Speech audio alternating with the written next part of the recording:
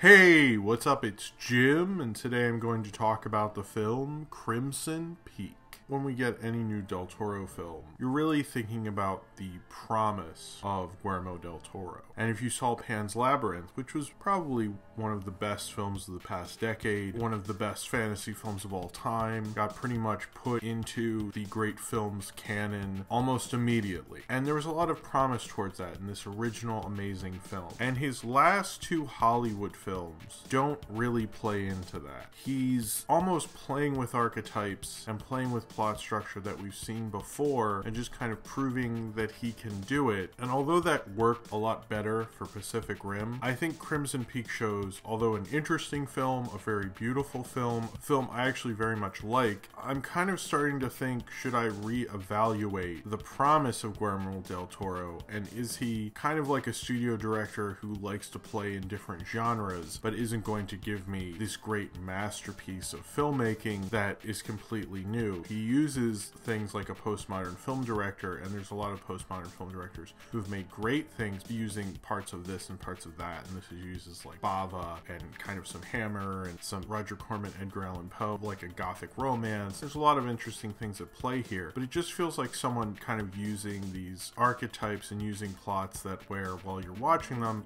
you know exactly how it's probably going to end, and when it ends you're like, oh, I was right. And it's interesting how he does that and structures it so well, but it feels like someone kind of looking at it as more of a film dork examining a certain genre and less of a director that can really win you over as an audience. And I kind of thought when we were watching Pan's Labyrinth, he wasn't going to be that director. In Pacific Rim, it was interesting because people don't really do that as much with blockbusters, but with Crimson Peak, a director who is very successful playing in a genre that normally doesn't get made, and that's interesting, but it's not interesting and good enough to kind of win you over and reconsider gothic romances. It's just watching a great director play in that genre and mess with that genre, but not do it in a way that shows you a real classic tale. You're just watching a director play with a particular genre and play with a different kind of horror movie, just not one that's going to woo the regular audience member. It feels more clinical. It feels more like an interesting examination than it does an interesting drama. The girl Mia Wasikowska, Mia, the girl from Alice in Wonderland, she has been haunted by her mother for a long time, telling her beware of Crimson Peak, and then she falls in love with an English aristocrat played by Tom Hiddleston called Thomas Sharp, who is an English aristocrat or a baronet, which is one of those things that screenwriters find out an interesting fact and put it in a screenplay. And he is looking for money for the mine underneath his estate, which makes this particular interesting form of red clay that can be used for clay to make bricks and for dyes. And unfortunately, Edith's father, who's in construction or something, he's a rich guy and he won't invest in it, and he doesn't actually like Thomas Sharp. Thomas and his sister Lucille are kind of winning some of the people over, but not entirely, and Mia and him fall in love, and he asks for Mia's hand, but her father is very much against it and finds out some notorious things about them, until her father suddenly, his head gets beaten to death against a sink. And then since her father's dead and she doesn't actually find out what the deal was with these people that he found out through a private investigator, she falls in love with Tom and moves to their estate, or what is called the Crimson Peak, where they're starting their mining with the money they got from Edith's father's estate, and so they're starting to mine to make money for their estate, which is kind of falling apart, and they're in a bit of disrepair. There's a hole in the roof of one of the buildings, and you can see leaves come in and snow come in. It's an amazing house and very well designed, as you'd expect from Guillermo del Toro, but honestly, this is probably some of the best production design I've seen this year. And she slowly finds out the secrets of Crimson Peak and what the Sharplings exactly have been up to.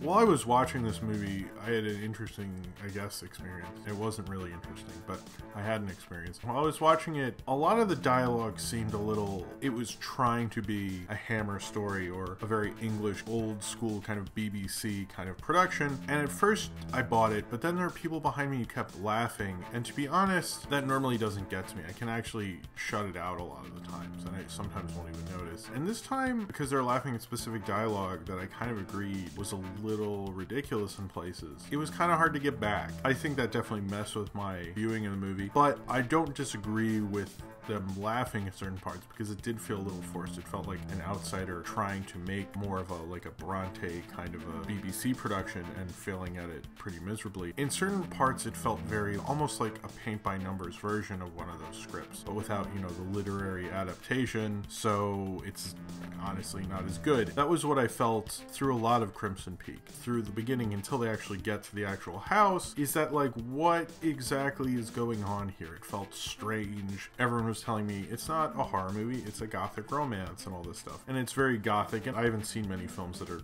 gothic, not like goth, like Hot Topic goth. There's a form of literature and so forth before all that happened. Anyway, point being is that it just didn't feel genuine. It felt very ingenuine. And when they get to the house, all that kind of changes, and I think the film gets a lot stronger and a lot better, especially because you can look at the production design in this, and Del Toro is really good at making something that looks completely disorganized and lived in and messy look very beautiful and amazing and gorgeous, and he's very good at filming that kind of production design. A lot of people have said it in their reviews, but I agree, like, this is a film that should be nominated for art direction and production design. Just the house of Crimson Peak was amazingly gorgeous. It just felt very unique. It felt like no set I had seen before. It felt very much like the period that this is set in, but also felt entirely original to that director, not in a phony kind of Tim Burton-y way, in a way that both felt genuine and a way that felt like Del Toro. I wish I could say that about this entire movie, but I can't. I think the film just feels like someone playing with that. With Pacific Rim, he wanted to show people he could make $100 million movie after he had backed out of making several $100 million movies with the Hobbit films, which he decided not to do, which was probably for the best. But when you look at Pacific Rim, that's an interesting idea because nobody really plays with the blockbuster world. Nobody really goes into a Hollywood blockbuster and says, well, what if I just do the typical plot, but I do this with it and I do that with it and I play around with it. And that, in a way, if he's just doing that typical plot, it can still be entertaining without you really noticing that. But if the problem with Crimson Peak is that he's doing that again, like what happened to the Pan's Labyrinth guy? When I look at Crimson Peak, I think like, I don't know if I really want him doing this all the time. And it's not so much that everyone is internally trying to be Guillermo del Toro's manager and decide where his career goes. When you see a director with such great promise and that he made such an original, amazing fantasy film, and the rest of his films is just him doing the typical kind of thing, playing with it, yeah, that is interesting. It's like a really smart movie in terms of what it's doing with it. There's certain directors who can play with that, and there's certain directors who, when you see them play with that, you're like, I mean, I get it, but it's just like not something I'd ever watch again. Just like, that's an interesting idea. With someone like Tarantino plays with a certain format and he says something with it, whether it's with Django or Inglourious Bastards or Kill Bill, is he's playing with that genre. But it's interesting because he'll take that genre in a certain way and say something with it and say something strong with the characters. And it's almost like Del Toro feels like, and I'm not saying he's as bad as a director as Rodriguez or Eli Roth, but it feels like someone like that where they're playing with it, but they're not really making with the full fleshed out characters and saying something with the genre. They're just, in fact, just doing the genre. And I think Del Toro is definitely above Rodriguez and Eli Roth. I'm not an idiot, but it feels like he's just technical wise a much better director than those guys, and he's better at playing with it than those guys. But in a very real theory sense, he's not too much different. It's like he's doing it in a more interesting way, but he's not pushing it forward where you go, oh my god, Crimson Peak, I want to see all these gothic romances and Hammer films and stuff. It makes you go like, I mean, that was interesting.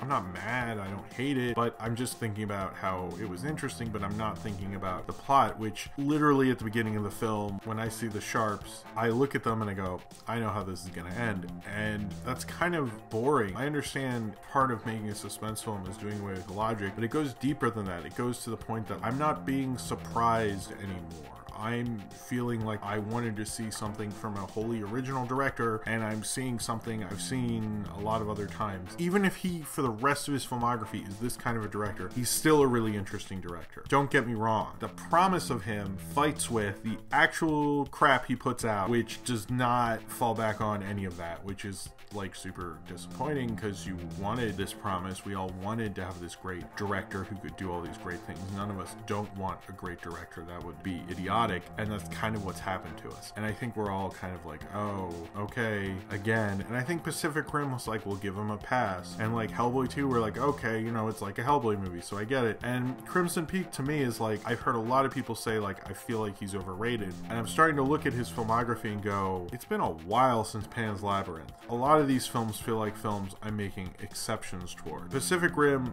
I think, actually worked with that, and Hellboy 2 for the most part. I wasn't in love with Hellboy 2. It's about the same as I like Hellboy, but Crimson Peak kind of feels to me like, can we move on and make this great masterpiece already, or does he not have it in him anymore? And that's kind of, while I was watching Crimson Peak, I kept thinking about. I like Tom Hiddleston a lot. He has a lot of promise as a movie star. Not many people know how to use him. He's kind of specific, but in this film, he works very well with the sunglasses. He makes all the design and the clothes look absolutely amazing. Tom Hiddleston's a weird actor because he's kind of a weirder character actor who is still in his phase of like, most normal people know who he is and think he's cute and stuff, but like I kind of almost want him to get past that so he can do weirder character actor stuff. But he is very, very good in this. I think he's probably the best person in it. Mia Wasikowska or whatever, she was okay. She had some chemistry with Tom Hiddleston, but it felt like he was helping her out more than she was helping him out in terms of playing off of one another. I didn't think she really was good at playing up the chemistry as well, although I liked her more in this than I have before. It kind of reminded me of Stoker, her performance in that a bit. I think she's probably better in Stoker. And Jessica Chastain, you don't really get to see her play evil as much. I don't think this is one of her better performances, but she's a really great actress. I think this is probably on the lesser side. And Charlie Hunnam, I didn't really like that much. Charlie Hunnam's like Del Toro. There's a lot of promise, but I never get to actually see it. But I haven't watched Sons of Anarchy, so maybe that's my fault. I think I would recommend this if you're a Del Toro fan. I don't know much about gothic romances, and it does have a Jane Eyre or Rebecca quality to it, but I would say if you like those films and you like horror, this might be right for you. But if you don't know what those things I just said were, I don't know if you should see this. In fact, I would say see like the Jane Eyre with Orson Welles in it, or see Rebecca, which is a Hitchcock film. See those, and then maybe after you've seen a bunch of older English haunted house films with kind of the gothic romance in there as well, then maybe see Crimson Peak. But it's just not a film that excels in that. It's not that I want you to see the classics, it's just that this film doesn't excel in that genre. It just fulfills it and doesn't leave you with anything else. It's just a genre pick of a genre that nobody makes anymore. I don't hate this movie. I think it's an interesting foray into a filmography. Maybe it's his, like in Carpenter's Prince of Darkness. I don't love Prince of Darkness. Parts of Prince of Darkness I always think about. So I think it's kind of like that, an interesting film in a filmography. That was interesting. Let's move on to the next one. And you're not going to think about it too much. And I think that's a problem with Crimson Peak. It's a film that thinks it's smarter than it really is, because it just really comes off as a simple genre exercise, because that's kind of how he made it. That's kind of how it comes off. And when you do something like that, you have to give it more oomph. You have to play around with it even more, and it felt like he did it in too much of a clinical way. And I can't wait for him to make another masterpiece, and I'm not shitting on him to shit on him. I still like this movie. I am starting to question his motives of doing this kind of thing anymore. If this is how he's going to do his career, I guess I'll just get used to it. As for right now, I'm going to voice an opinion about it. While I'm voicing an opinion about it, doesn't mean I'm completely displeased. It just means I'm a little worried. So if you have seen Crimson Peak and you would like to talk about it, then comment below in the comments and subscribe if you would like to.